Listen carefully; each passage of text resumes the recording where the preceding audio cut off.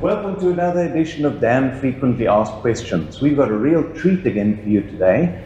We have Dr. Aisha here with us, and she's going to tell us a bit more about herself, first of all.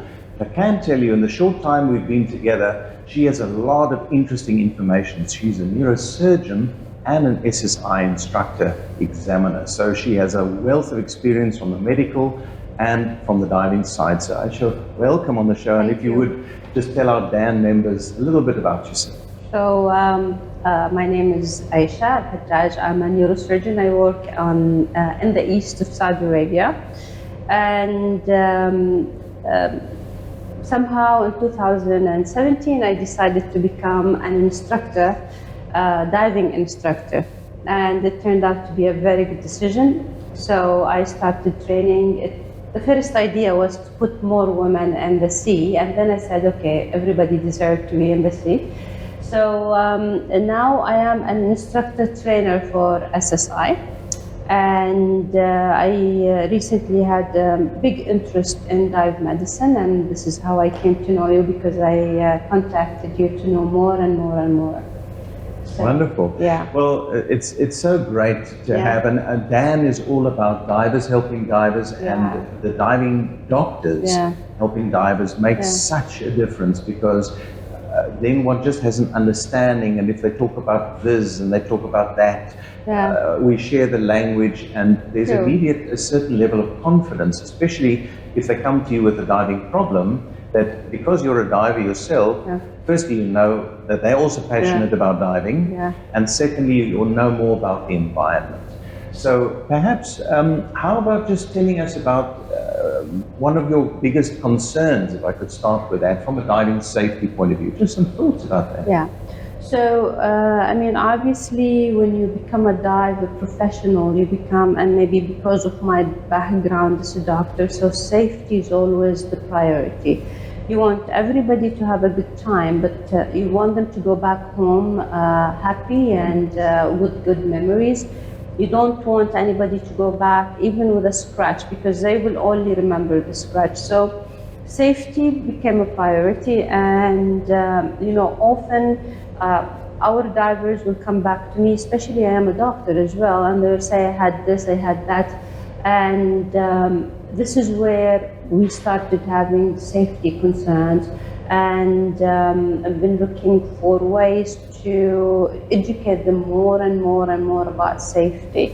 Obviously, it takes also the initiative from the diver, but you cannot always say it is the diver mission, it is the diver professional mission as well to make sure, and it is the dive community also to create that culture of dive safety. And probably in that quest, this is when I started contacting you, contacting Dan, wanting to have more presence of an organization that is directed towards dive safety. I mean, prevention of problems rather than treating the problems when it happens. Absolutely. Well, just as a matter of interest to you and to our Dan members, we have some safety initiative programs like the risk identification or hazard identification, risk assessment, I should say. So a hazard only becomes a risk when you're exposed to it, but you need to identify the hazard so that you realize whether or not you are at risk due to the exposure, and then how severe that risk is in terms of how probable it will cause you a problem and how serious that problem will be. So with that approach, we examine dive sites, dive operations, and even hyperbaric chambers to make sure that within that hazard identification risk assessment approach, that it is a safe operation. You're talking about the HERO program. Yes, the HERO program, exactly. And the recompression chamber assistance program also forms part of that, although that has largely been because many chambers are in remote locations, and they almost only treat divers, and they don't necessarily have many divers, so they need to remain active enough so that if something happens, they're actually really competent to deal with it. And they have some financial challenges, obviously, because that's all they do. So Dan has tried to find a way in getting sponsorships to get those sort of chambers operational, keep them operational, get volunteers involved. So I'm so glad you spoke to that, because that really is the heart of Dan, to do that. Yeah. From a neurosurgeon's point of view, is there any aspect or area that you might want to tell our members about that you've had experience with? I mean, I talked to you before that. It's just I get concerned sometimes when divers go into deco and they think it's an amazing experience. They went into deco, and it's you know, a form of a macho that you know, you see, I went into deco. So I get worried because you know, we know that dive tables are done on Navy soldiers, and those people are fit and young, and the dive tables are made for them. It's not necessarily a reflection, or it can be for us, the rest of us. Every one of us, the body is different, our physiology is different, and dive computers only read depth and time. They are not custom made for each diver. There is no individual information that we can put on computers to tell the computer, hey, you know, I am at risk.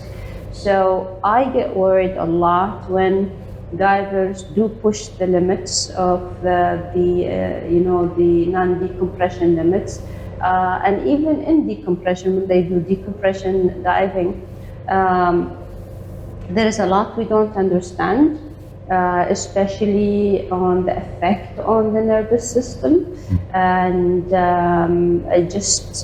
my point of view is that people need to think about that. They need to keep their fitness. They need to come to the diving while they are, you know, they slept well the night before, they had, you know, good hydration, and to be aware of their concentration and their presence while they are diving. Diving is fun for sure, but if we overlook safety, then we are creating a potential dangerous situation for us. Absolutely. Yeah. Dive tables, as we said, have moved from the so-called deterministic approach, where so deep, so long is likely to give you that percentage of decompression illness, to a more probabilistic model, which requires a lot of people, because it's almost like insurance or actuarial model. And that's where Dan America and Dan Europe, through Project Dive Safety and Project Dive Exploration or Dive Safety Laboratory, have tried to literally accumulate 1 million dives prospectively, in the hope that, well, I shouldn't say in the hope, but in the probability that some would get decompression illness, and that one would have sufficient information to go back and look at, well, what were the variables other than depth and time? Because it's been very elusive, as you know, and Doppler studies, as we've spoken, you can get Doppler signals in divers that are asymptomatic, and you have a relatively low grade of bubbles in people that can become very symptomatic. At least it's better than waiting for clinical symptoms, you know, as a metric. But it's not that easy. And so, as you so beautifully said, we shouldn't push the boundaries simply for pushing the boundaries. You mentioned an interest in technical diving, and there is absolutely an appropriate place for it. In fact, diving on air deeper than a certain point is foolish. And therefore, technical diving is what would make that responsible. Now, if I had said this 30 years ago, I'd probably have been burnt at the stake. You know, things have changed culturally, you know, with nitrox coming in, technical diving coming in. So tell me a bit about your ambitions for technical diving. What's drawn you that way? Okay, so I love diving. I love being in the water. So, I mean, obviously, if you love being in the water, you love being longer in the water. So, but I believe that you should do things through training and learning and through the utmost safety measures. So I always go through very structured training. And I went through a different organization of technical training because I like decompression theory and I wanted to learn from different people. And the more you learn, the more you get not confused, but the more you know that there is a lot for us to learn more. So my ambition for technical is to actually create the sport in the Arabian Gulf area on more wide. And probably that what propelled me for dive medicine and to seek the decompression chambers in the area and the people who are expert, because you cannot create sport unless you know if something happens, where you go. You have to accumulate the knowledge of helping people. Obviously, you want it to be safe, but in case something happens, you should be able to provide the treatment. And so that's our project. Our project is to start creating the base for technical diving. Wonderful. Yeah. Yeah, one of the interesting things in terms of treating divers who've been technical diving and have been on trimix helium is the issue of, can one treat them with oxygen tables if they've been breathing helium? Yeah. Now, one of the vulnerable areas, as you would know, and we've spoken about in technical diving, is the inner ear. Yeah. And usually around 30 meters, depending on what sort of gas switches you do, there appears to be a vulnerability, because of course what's in the middle ear is the last gas you breathe, whereas in the inner ear is whatever you're breathing now. Yeah. And the difference between those two can cause countercurrents, counter-diffusion, and for some reason the inner ear is vulnerable.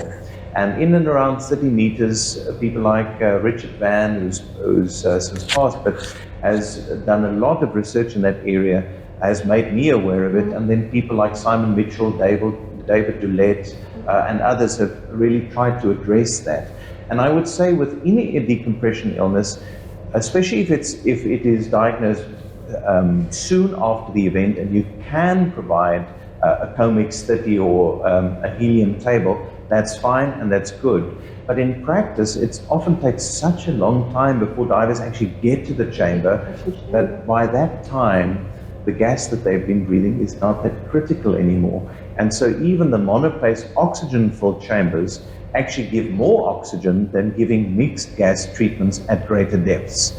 If you're giving treatments at 6 atmospheres and you're breathing 50-50 nitrox, then you're still getting 3 atmospheres of oxygen, which you would be getting at 18 meters or 20 meters if you were breathing it as pure oxygen. So the trade-off of depth and the complexity of mixed gases sometimes just makes it not worthwhile, unless it is a facility that is well set up, is absolutely geared towards it, knows what they're doing, and can do it responsibly. So that's just one of the take-home messages that I'd like to get, because we often get questions about, well, why aren't you treating on helium? Yeah. And my response is, if you can do it quickly and safely, fine. If you can't, well, oxygen treatments are perfectly valid and effective.